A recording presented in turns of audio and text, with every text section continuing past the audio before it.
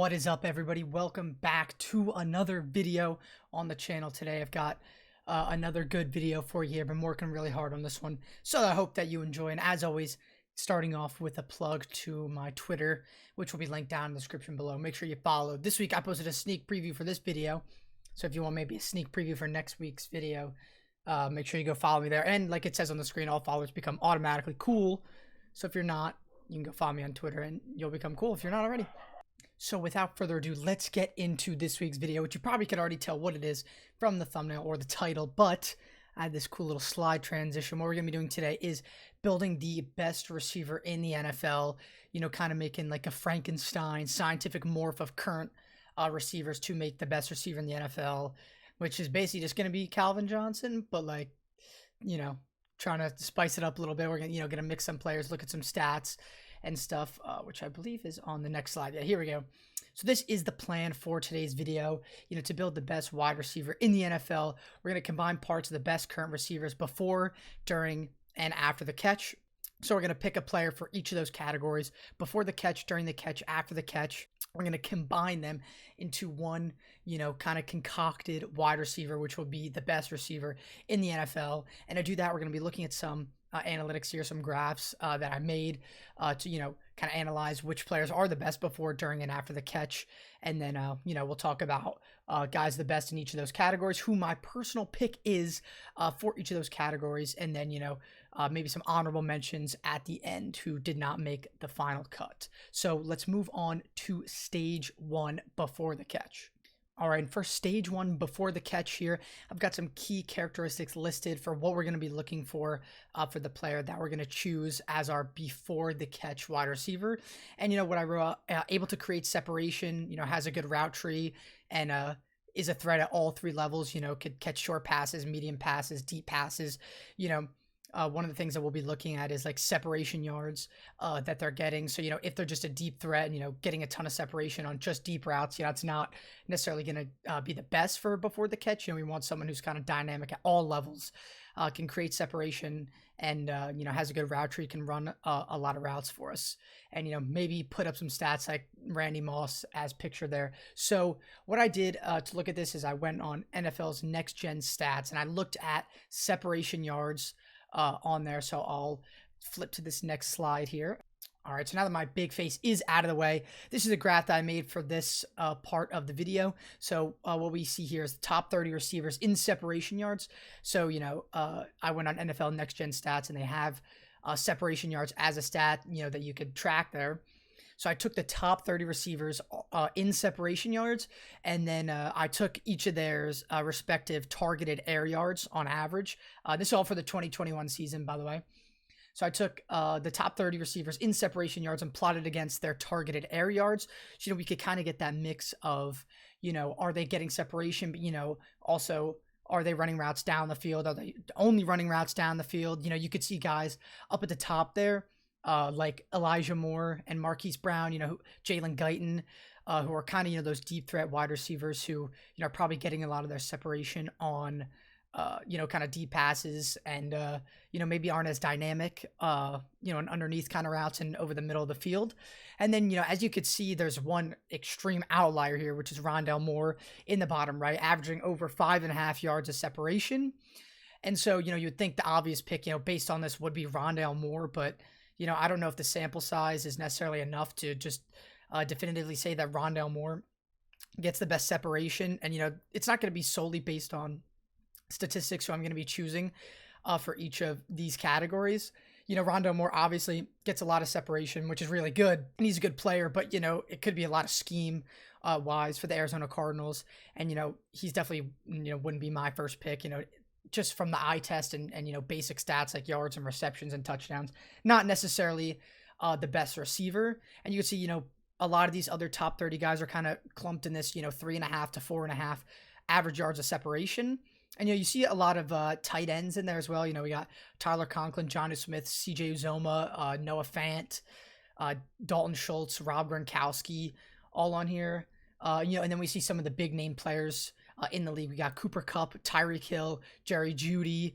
Who else is on here? Let's see. Braxton Berrios, one of the top receivers in the league, Amon-Ra St. Brown on there as well.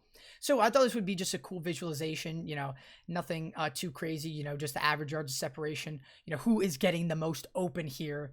And, their targeted air yards as well to see, kind of the depth of each of their routes. So for each of these categories, I'm going to be giving my top 3 picks, and one of them is going to be a more underrated pick for who we would want in that category. So for before the catch, I'll move on to revealing the top 3 players that I would choose, based off of this and, my own personal preference for before the catch. All right, so now let's move into my top 3 picks for why I think the 3 best receivers are before the catch, based off the graph that I made and also my personal preference. So the first guy for this category is going to be Tyreek Hill. That's to Kelce yet, but Kelce threw one to him, which fell incomplete, and now you want a deep ball. Here it is. To Hill for the touchdown. Now, we all know Tyreek Hill obviously has elite speed, probably the fastest receiver in the NFL. That's at least noteworthy to be putting on this list. I think is extremely underrated as a route runner as well. Tyreek Hill, can create separation with speed, but also technical route running, and even just the threat of his speed, kind of opens stuff up underneath, because teams are going to be scared of those deep passes. And I think it'll be interesting to see how he pans out with Tua this year, because Tua, I don't think, has as big of an arm as Patrick Mahomes, but, Tyreek Hill himself said he thinks Tua is more accurate. So we'll see how he performs this year, but regardless, he's proven himself as one of the top receivers in the NFL and is extremely good before the catch. All right, moving on to the second player here for before the catch. It is none other than the man who just put up one of, if not the best receiver season of all time, and that is, of course, Cooper Kupp. Stafford, deep downfield. He's got Kupp again. The stats in the film really speak for themselves when it comes to Cooper Kupp. Obviously, one of the most dynamic receivers in the NFL. Just put up one of the most prolific seasons we've ever seen. Has some extremely good route running, good footwork. Can run basically every single route in the tree. Is really good underneath, over the middle of the field, and on deep passes like the one that was shown against the Buccaneers. So, I don't know what else needs to be said about Cooper Kupp, but he is, of course, a pick for before the catch. Last but certainly not least is my more underrated pick for before the catch is none other than Jerry Jeudy of the Denver Broncos. For Azier, that's tough. Down the middle of the field, and the catch is made. This is Jeudy, and Jerry Jeudy inside the 30-yard line. That'll be a big gain for a first down. Jerry Jeudy has only played 2 years in the NFL, but he's already cemented himself as one of the best route runners in the league. And, he's got Russell Wilson on his team this year. So I'm excited to see what he could do, especially him, also Courtland Sutton, the rest of that team. I'm excited to see what they could do with Russell Wilson. I think Jerry Jeudy could be on tap for a breakout season. However, before the catch and getting open, he's already one of the best receivers in the NFL. So those are the 3 options for who I would choose for before the catch. And at the end of the video, I will reveal my picks for all 3 of the categories, who I'm going to be choosing. So let's move on to the next category, which is stage 2 during the catch. All right, for stage 2 during the catch, I've got some key characteristics listed for this category as well. And of course, the first one is does not drop the ball. We do not, if we're going to be building the perfect or best NFL receiver, we certainly don't want to have any drop passes. And so another key characteristic is consistently making contested catches. We want to be able to catch, not just easy passes, not have drops, but, make tough catches, moss people like Calvin Johnson is doing in that picture up there. And then, like the elastic dude from the Fantastic Four, want him to, maybe have long arms, maybe a bigger body receiver, but regardless have a large catch radius as well. We want them to just be sucking in the... And his ability to suck in these balls. In order to evaluate who's going to be the best receiver during the catch, making the catch, I went over to PFF and looked at some stats here. And so what I did is I plotted drop rate on the y-axis, and the numbers you see there are as a percentage of 100. And then on the bottom, I created an kind of aggregate contested catch score. And so what I did is I took each receiver's contested catch percentage and multiplied it by the number of contested receptions they had. And that was kind of my way of equalizing, a high contested catch percentage with, not necessarily a lot of contested catches. There's even players with, one contested catch 100%. So, they'll have a lower contested catch score. And, you know, someone like Terry McLaurin, as you could see down there, is almost a leader in contested catch score.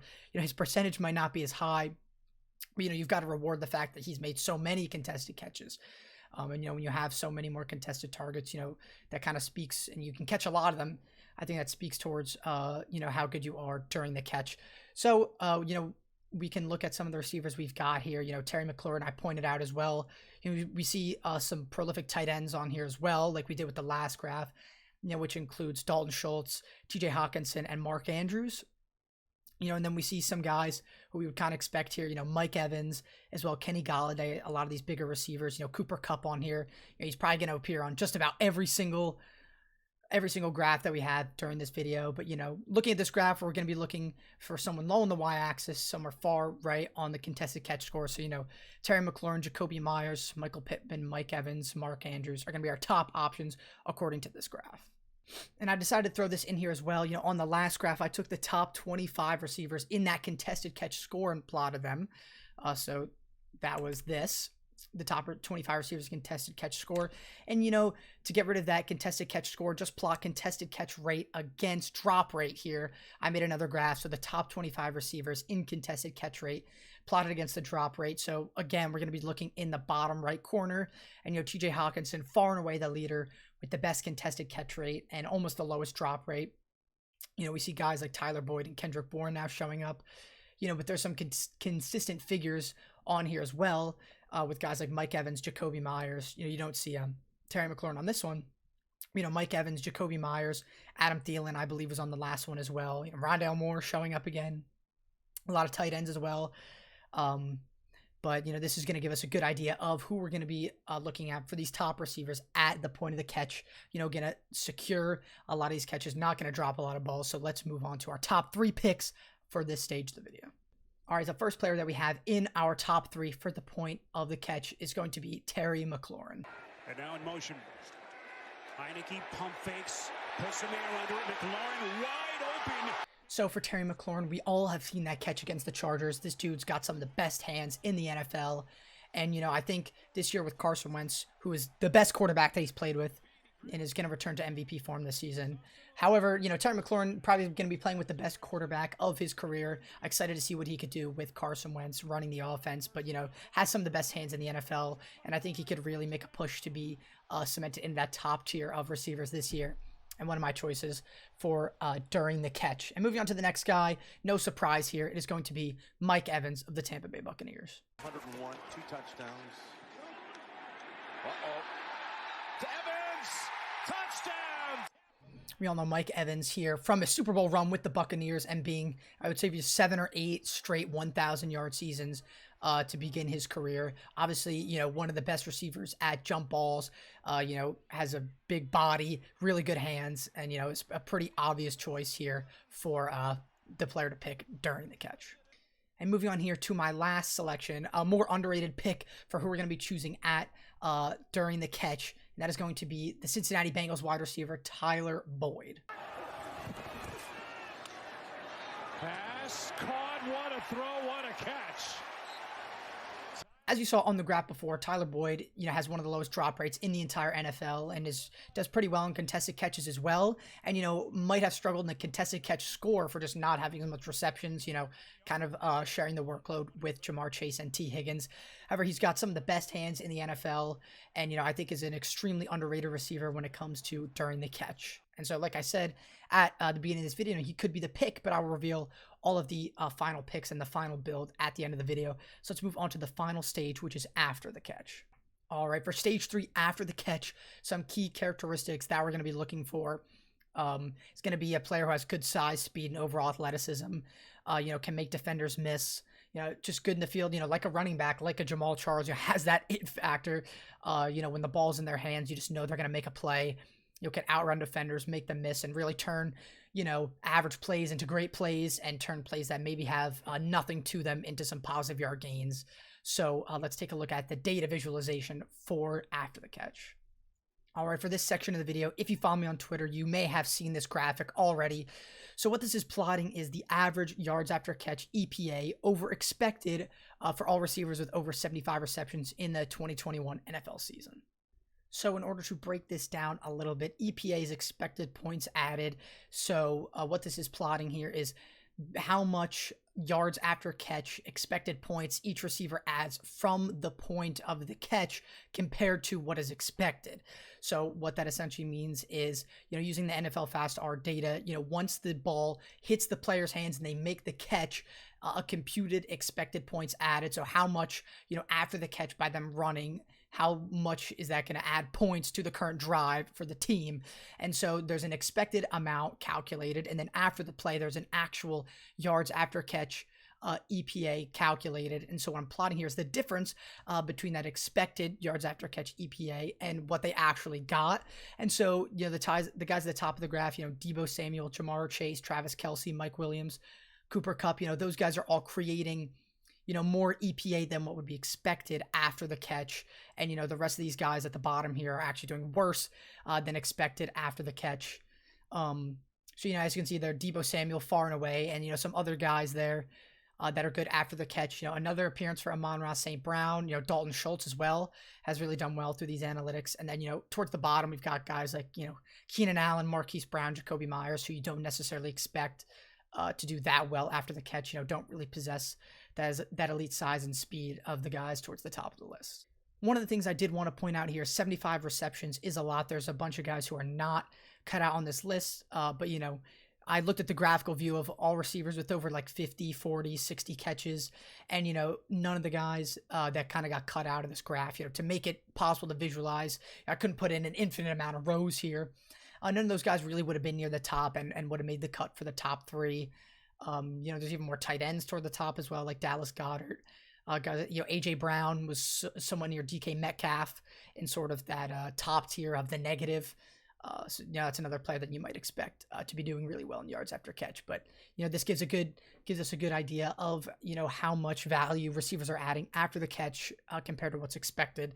So let's move on into our top three picks for after the catch. Based off of the graph and, just the eye test and what we know about yards after catch, this is realistically what the top three is looking like.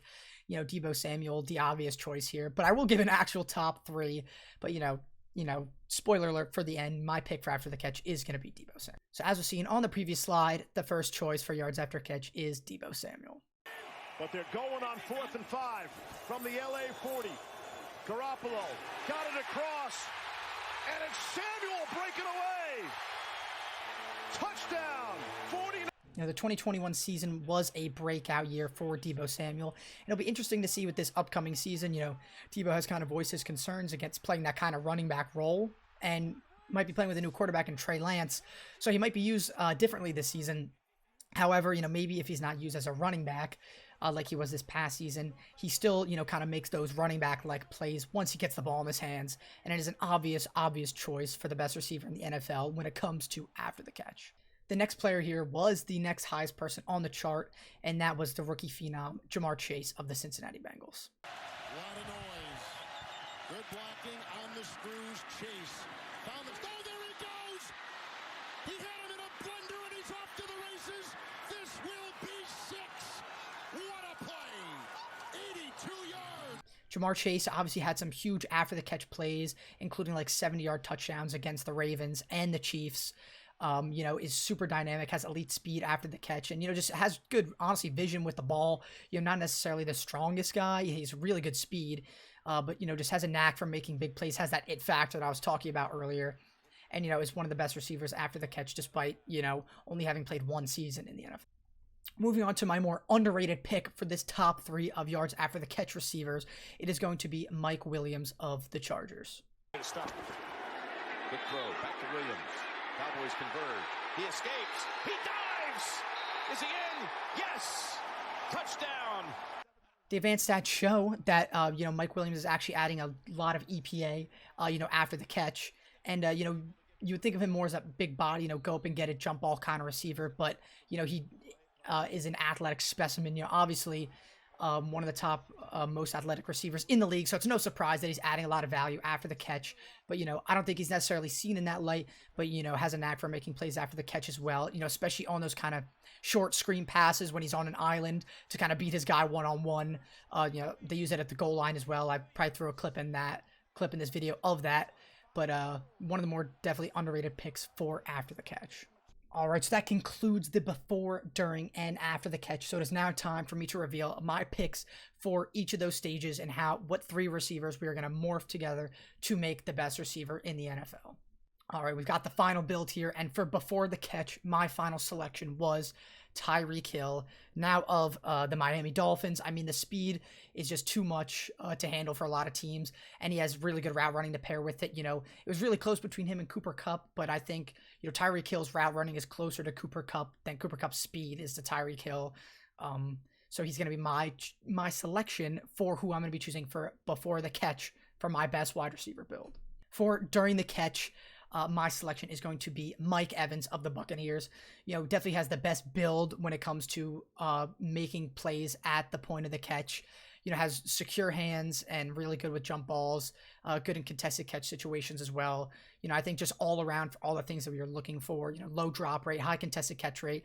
I think the guy who tested the best with that and, you know, does it on a consistent basis is Mike Evans. Last but not least, after the catch, it is no surprise. I already said it earlier in the video. It's going to be Deebo Samuel. I mean, I've talked about him enough. You've seen the clips. He's just an absolute menace on the field once the ball is in his hands. And, you know, I think the combination of these 3 guys right here would certainly make the best receiver in the NFL. Like I alluded to at the beginning of the video, I was going to be throwing in some honorable mentions here at the end of the video. So let's take a look at those 3 honorable mentions here. You know, first, I have Davante Adams. You know, when we're talking about best receivers in the NFL, it's kind of hard to not talk about Davante Adams. You know, has one of the best releases off the line. There is, I don't know. You see the hard inside technique there by Jalen Johnson.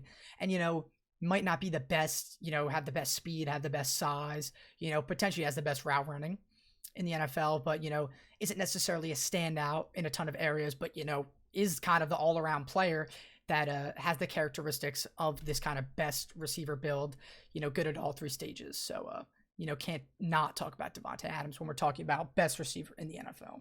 The next honorable mention I have is Amon-Ra St. Brown, who, you know, kind of broke out at the end of his rookie season. And, you know, on all 3 of the stages, you know, before, during, and after the catch, he showed up on all the graphs, testing in the top for all these according to the advanced stats. And I'm excited to see what he can do in year 2. Inside. Here we go. Goff from the gun to the end zone. It is caught. Last but not least, I want to give a shout out to one of my personal favorite young receivers in the NFL, and that is Jalen Waddle. You know, who put up a really good season, and I'm excited to see what he can do as well, you know, alongside Tyreek Hill. I think they could be one of the best receiver duos in the NFL, you know, if they're not already, before they've even played. Field more. If he has time, fires one there. That's right on target to Jalen Waddle, and he is zooming inside the 15 of the Panthers.